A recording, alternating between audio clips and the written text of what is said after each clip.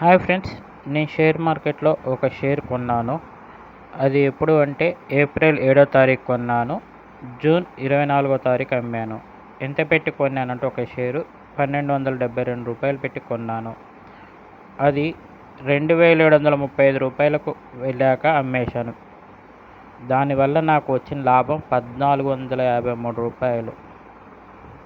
అంటే 38 నూటికి రూ. 2 కాదు, రూ. 38 ఉందన్నమాట ఆ వడ్డీ 2.5 నెలల్లో.